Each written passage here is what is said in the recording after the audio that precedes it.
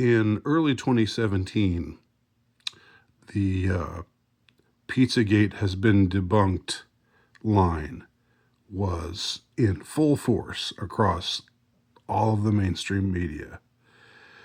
And everywhere they were saying Pizzagate, so-called Pizzagate, is a debunked conspiracy theory.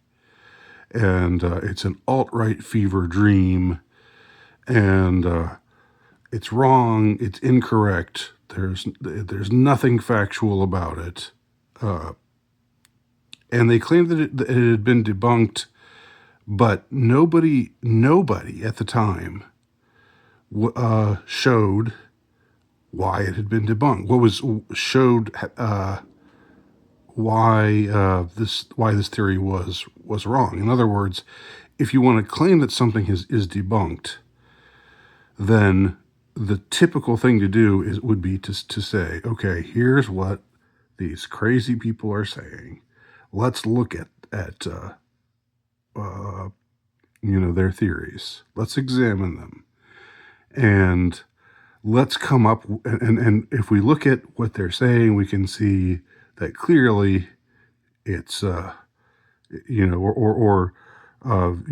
is all misunderstood, and that looking at the evidence, we can come to radically different conclusions than what the Pizzagate conspiracy theorists are saying. But that wasn't the case. Across the board, these supposedly prestige media orgs, the New York Times, we're supposed to just bow and scrape before their, how intellectual they are, and how thoroughgoing, they are in their reportage. Well, they didn't say anything. They just said it's been debunked. The theory has been debunked. That's it. That's all they said. It was pathetic. And that was the case again across the board throughout the entirety of the mainstream media, with one exception. The one exception is this man, Ben Swann. He was he had some segment that he did on a CBS affiliate out of Atlanta, and he gave this report in early 2017, again when all of the rest of the media was saying Pizzagate has been debunked. It's not true. It's just what a bunch of crazy people are telling you. A bunch of crazy people are believing all this stuff, but it's absolutely debunked, and all sane, rational people know that it's not true. But they don't tell you why. They don't tell you what they don't actually refute any of the claims. So, in the midst of all this, Ben Swann, this one lone voice, comes on, and he gives this report. And I'm just going to play a little bit of the report so you can get the basic flavor of it. Media is telling you the entire story is a hoax or fake news. But what does that even mean? I spent the last month investigating. So what exactly is Pizzagate? And are there any actual facts to support the story? I've got to warn you, what we're going to talk about tonight will be disturbing to some people. But this is a reality check you won't see anywhere else. I'm just going to skip around a little bit. John Podesta. In all, WikiLeaks dumped around 50,000 email messages, and it was from those emails that the claims that John Podesta may be part of a child sex trafficking ring come from. To be clear, not one single email in the Podesta emails discusses child sex trafficking or pedophilia. Okay, so note from the very beginning, he's saying, he's acknowledging these these emails that were found in the WikiLeaks dump, which none of the rest of the media was doing. But he's being fair. He's not going overboard, and he's not just being credulous and saying, well, it must be true. these theories must be true. He acknowledges that there's no explicit mention of child sex trafficking or pedophilia in any of these emails, but there is. Well, he goes on. We'll play a little bit more of this. That is a fact. But there are dozens of what seem to be strangely worded emails dealing with pizza and handkerchiefs. Self-described online investigators say that those words in the emails about pizza and the talk of handkerchiefs is code language used by pedophiles. So how did a DC pizza parlor get pulled into the story? Well, again, read any mainstream report, and they indicate that Comet Ping Pong Pizza was somehow linked to this fake story and has no relation to anyone involved. But the truth is, that's not true either. What media is ignoring is that the Comet Ping Pong Pizza place is actually referenced in the Podesta emails at least a dozen or so times, and that the owner of that place, James Alfantis, is a friend of John Podesta. He was actually named, this is kind of strange, by GQ magazine as one of the top 50 most powerful people in Washington. True. Yes, fact. Fact. Now let's talk facts here. There is no solid evidence that Comet Ping Pong Pizza is being used to run a child sex trafficking ring. But there are some very strange connections between Comet Ping Pong Pizza and a second pizza place 2 doors over, Besta Pizza, and the accusations of pedophilia. Now, this is where things start to get strange when you research this story. Now, to begin, I need to show you a 2007 unclassified FBI document. That document, according to the FBI, contains commonly used symbols by pedophiles to express their preference in children. Okay, so again, I'm sorry to interrupt. I know you probably want to just watch this all the way through, and I'll provide the link so that you can do that. But I hope you see the main thrust of this report. It's like 6 minutes long. It's looking at all of the evidence, and it's saying there's no direct evidence for that there's anything nefarious going on, but there are some questions that are raised that should be answered, and that the media is not providing any answers for. Again, I want to emphasize, because I think this shows this guy's integrity at the time. You know, he's not here saying, he's not preaching or espousing belief in the quote-unquote conspiracy theory of Pizzagate. But he is saying there's stuff here. There's stuff here that needs some kind of explanation. All right, let me just skip ahead a little bit. You can see that the Besta logo actually contains the same image, I'm going to show you again, as that boy lover image. Interestingly, after Pizzagate investigators pointed this out, Besta Pizza changed their logo, and there it is now. They removed the triangle of pedophilia. And the band Sex Stains has a video that includes, and you see it right there, that same boy lover symbol. It's nearly identical to the one that the FBI does say is a pedophile code symbol for boy love. As I said, there are some strange things there. As for the... Okay, so, and he goes on. So, you can see this guy's not a wild-eyed, crazy conspiracy theorist telling us, "Oh my God, they're selling children, they're eating children," or whatever.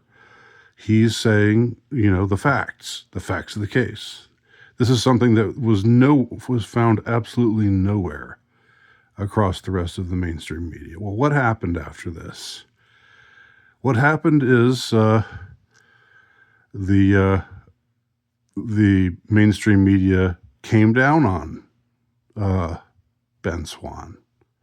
They came down on him hard, and he eventually lost his job.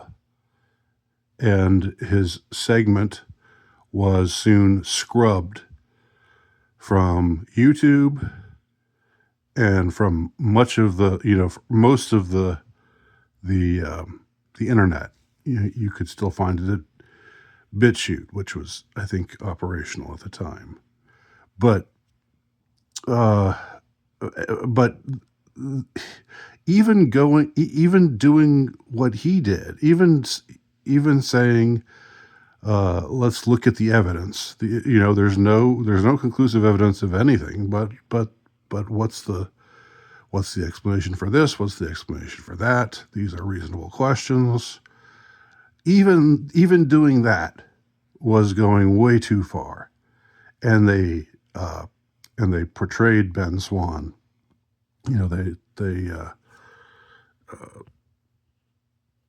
They portrayed him as this crazy, kooky, right-wing conspiracy theorist.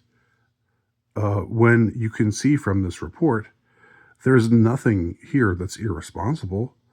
There's nothing here that's even biased. He's taking every opportunity to say, okay, well, there's no evidence. We don't know. We don't have any smoking gun here, but how do you explain this? How do you explain that? Like, what's going on here? For that, they drummed Ben Swann out of the mainstream media. He lost his job. He was gone. He went totally dark for years. Now, thank God, he's back.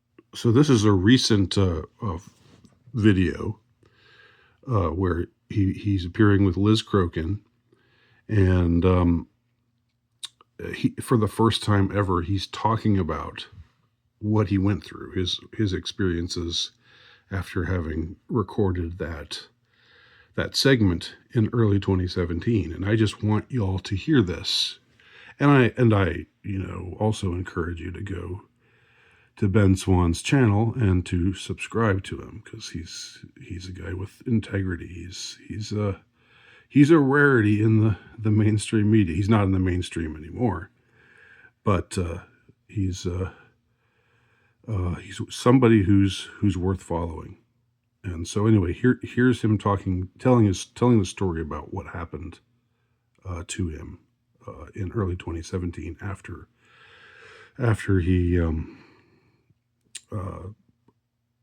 he published this segment, and it went up on the CBS affiliate in Atlanta in early 2017. We really talked about this, but I had been pushed to do it. I put this thing together, and I wasn't really sure. And my wife at the time and I were sitting there, and we were actually in total disagreement about whether or not this thing should be released. And she was like, "Don't do it. This is too risky. This is dark stuff, and you don't need to be the one to do it." And I was like, "I really think I'm supposed to. I'm not sure what to do." And so what we did was we had these two pastors who were our mentors and incredible friends. And so I said, I tell you what, let's do. Let's take it to them, and let's ask them to pray about it and what we should do. Yeah. And whatever they say, do it or don't do it, I'll agree to abide by it. And she agreed. Okay, we'll abide by it.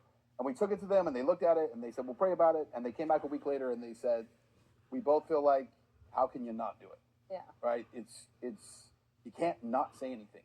And then afterwards, when everything got shut down, and I don't know if I've told you this before, but so the story went up on a Thursday night, right? The next morning, I think we had 3 million views on it. Oh, it went crazy viral. It went crazy. Yeah. So the idea that the public wasn't ready for it, I actually don't think that's true. I think they were. They were starving for this. Right. I agree. We got a call the next morning. By the time I got into the station, CBS Network had called and said, "What are you guys doing down there?" Because they had gotten calls from the Podestas saying, "How could you guys let this be on TV?" And so we had calls from lawyers. We were like bombarded the next day. This thing's got to go down. I remember being called in and being told, like, "Why did you put this on the air? How could you do it?" I'm like, "Well, actually, it was approved." "Well, it's got to be approved by an editor." I'm like, "Actually, it was approved by the news director, the senior most person in the building." Okay, so, and I'll let y'all watch the rest on your own if you're interested. But yeah, that's what happened to him. That's what happened. I mean, I find this it's scary on so many levels, but I'm also really glad that the truth is coming out about it. And by the way, just to let y'all know, you notice how Ben Swann said my wife at the time. And I disagreed. She didn't want me to come out with this story. I did. So we gave it to our pastor friends, and they said, "Yeah, you should definitely talk about this." He's not married to that woman anymore. She divorced him. Now, I don't know for sure whether it had anything to do with him insisting on telling the truth about this story that she didn't want him to talk about. But it just goes to show you tell the truth, and you lose a lot sometimes. But sometimes you get it back, which he hasn't gotten his wife back, but he's gotten he's gotten some comeuppance for how he was treated anyway, and that's a good thing. So that's the saga of Ben Swann, and I wanted to draw it to y'all's attention.